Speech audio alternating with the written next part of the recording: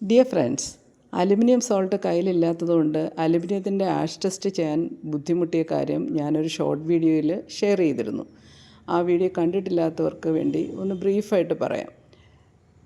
നമ്മുടെ പാഴ്സൽ പേപ്പറിൻ്റെ aluminium foil ഇളക്കിയെടുത്ത് അത് നൈട്രിക് ആസിഡുമായിട്ട് മിക്സ് ചെയ്ത് അലുമിനിയം നൈട്രേറ്റ് എന്ന രീതിയിൽ അതിനെ ചൂടാക്കിയും അല്ലാതെയും കൊബാൾട്ട് നൈട്രേറ്റുമായിട്ട് മിക്സ് ചെയ്ത് ആഷ് ടെസ്റ്റ് ചെയ്തു. പക്ഷേ ആഷ് കറുത്തിരുന്നു.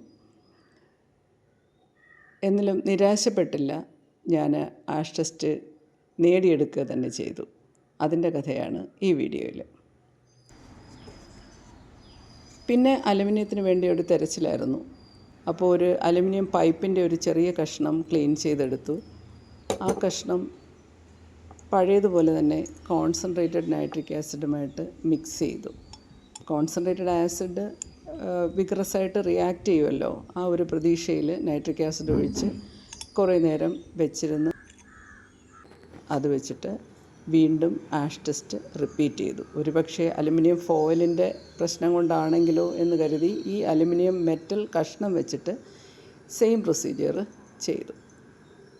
ടെസ്റ്റ് ഒരു പരാജയമായിരുന്നു. വീണ്ടും ഈ അലുമിനിയം മെറ്റൽ കോൺസെൻട്രേറ്റ് നൈട്രിക് ആസിഡായിട്ട് ചൂടാക്കിക്കൊണ്ട് റിപ്പീറ്റ് ചെയ്തു.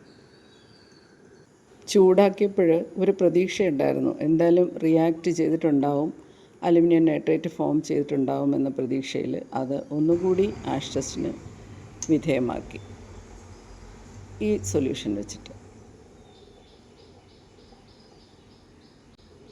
ചൂടാക്കിയ നൈട്രേറ്റ് സൊല്യൂഷൻ കൊണ്ട് പരീക്ഷണം ആവർത്തിച്ചു. അവിടെയും റിസൾട്ട് നെഗറ്റീവായിരുന്നു.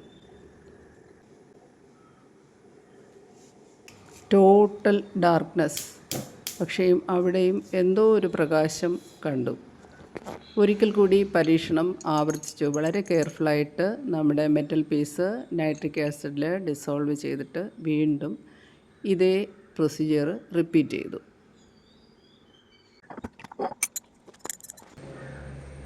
എന്നാൽ ഇപ്പോൾ ആഷ് പോലും കാണാനില്ലായിരുന്നു. പിന്നെ ഒട്ടും വൈകിയില്ല. നമ്മുടെ കയ്യിലുണ്ടായിരുന്ന അലുമിനിയം മെറ്റൽ പീസ് ക്ലീൻ ചെയ്തെടുത്തു. കോൺസെൻട്രേറ്റ് നൈട്രിക് ആസിഡ് വെച്ച് ചെയ്ത പരീക്ഷണം മതിയാക്കി പകരം കോൺസെൻട്രേറ്റഡ് ഹൈഡ്രോക്ലോറിക് ആസിഡ് വെച്ച് പരീക്ഷണം ആവർത്തിക്കാൻ ദൃഢനിശ്ചയമെടുത്തു. അങ്ങനെ ആ ക്ലീനായിട്ടുള്ള മെറ്റൽ പീസ് ഒരു ടെസ്റ്റ് ട്യൂബിലേക്ക് ആഡ് ചെയ്തിട്ട് കോൺസെൻട്രേറ്റഡ് HCl ആഡ് ചെയ്തു. പിന്നെ എല്ലാം വളരെ രസകരമായിരുന്നു. ആദ്യത്തെ അഡീഷനിൽ തന്നെ റിസൾട്ട് കിട്ടി, ബ്രിസ്ക് എഫേഴ്സൻസ്. പക്ഷേ ഇവിടെ എന്തായിരിക്കും ഈ എഫർവസൻസ്? ഇത് ലിബറേഷൻ ഓഫ് ഹൈഡ്രജൻ ഗ്യാസാണ്. മെറ്റലും ആസിഡുമായിട്ട് റിയാക്റ്റ് ചെയ്തപ്പോൾ നമുക്ക് ഹൈഡ്രജൻ ഗ്യാസ് ഇവോൾവ് ചെയ്താണ് കാണുന്നത്. Vigorous reaction. സന്തോഷമായി. അപ്പോൾ ഇവിടെ അലുമിനിയം ക്ലോറൈഡ് ഡെഫിനറ്റായിട്ടും ഉണ്ടാവുമല്ലോ. ഇപ്പോൾ നമുക്ക് എഫർവസൻസിൻ്റെ കാലമാണ്. ഇവിടെ ഹൈഡ്രജൻ ഗ്യാസിൻ്റെ ബ്രിസ്ക് എഫർവസൻസ്. ഇത് മെറ്റലും ആസിഡുമായിട്ട് റിയാക്റ്റ് ചെയ്ത് ഹൈഡ്രജൻ ലിബറേറ്റ് ചെയ്തതാണ്. കഴിഞ്ഞ വീഡിയോയിലൊക്കെ നമ്മൾ കണ്ടത് കാർബണേറ്റുകളും ബൈകാർബണേറ്റുകളും മിനറൽ ആസിഡും ഓർഗാനിക് ആസിഡുമായിട്ട് റിയാക്റ്റ് ചെയ്ത് carbon dioxide gas evolve ചെയ്യുന്ന ബ്രിസ്ക് എഫർവസൻസ് ആയിരുന്നു. എന്താ രസകരമല്ലേ ഈ റിയാക്ഷൻ? ഇത് നമ്മൾ കുറച്ച് നേരത്തേക്ക് ആ സ്റ്റാൻഡിൽ വെച്ചിട്ട് നമുക്കിതിൽ നിന്ന് അല്പം അലുമിനിയം ക്ലോറൈഡ്, അതിൻ്റെ സൊല്യൂഷൻ എന്ന് പറയുന്നത് അലുമിനിയം ക്ലോറൈഡ് ആയിരിക്കും. കാരണം ഹൈഡ്രോക്ലോറിക് ആസിഡും അലുമിനിയം കൂടെ റിയാക്റ്റ് ചെയ്തു. ഈ അലുമിനിയം ക്ലോറൈഡ് എടുത്ത് പരീക്ഷണം ആവർത്തിക്കാൻ തീരുമാനിച്ചു.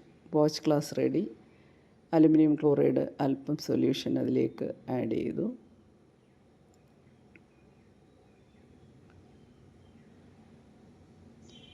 സൊല്യൂഷൻ എടുത്തിട്ട് ടെസ്റ്റ് ട്യൂബ് സ്റ്റാൻഡിലേക്ക് വെച്ച സൊല്യൂഷൻ ഭയങ്കര ബഹളം തുടങ്ങി.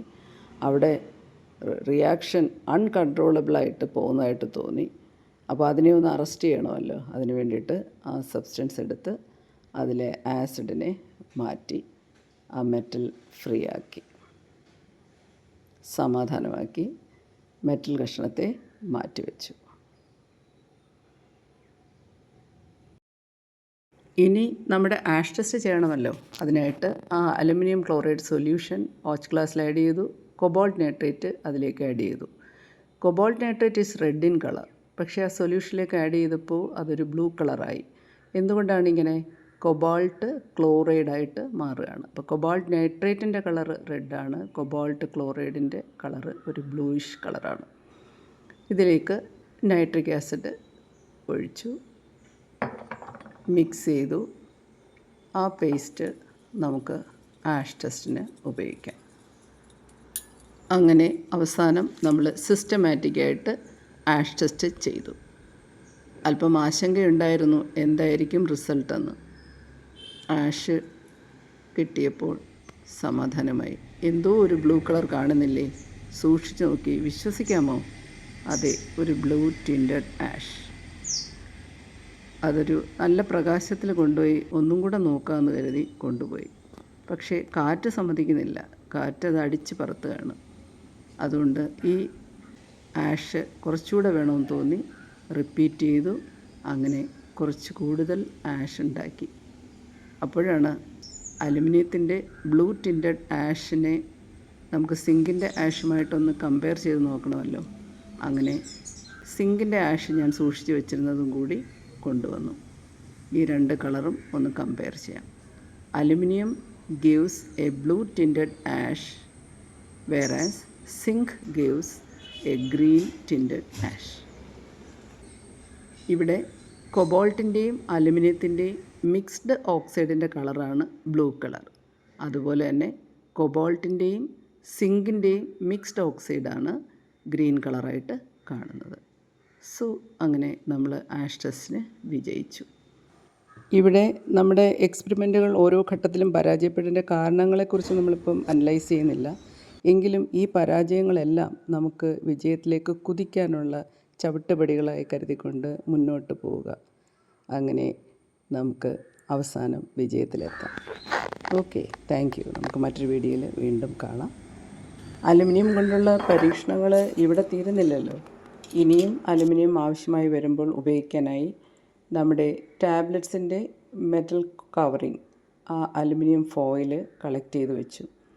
ഇതോടൊപ്പം നമ്മൾ ഉപയോഗിച്ച അലുമിനിയം മെറ്റൽ പീസിൻ്റെ അവസ്ഥ എന്താണെന്ന് അറിയണ്ടേ? അലുമിനിയം ഫ്രഷ് ആയിരിക്കുമ്പോൾ നല്ല ഷൈനിങ് ആയിരിക്കും. എന്നാൽ പിന്നീട് അലുമിനിയം ഓക്സൈഡിൻ്റെ ഒരു കോട്ടിങ് അതിനെ പ്രൊട്ടക്റ്റ് ചെയ്യുന്നതുകൊണ്ട് ഈ അലുമിനിയം മങ്ങിപ്പോകുന്നു. ഇത് fresh piece of aluminium metal foil.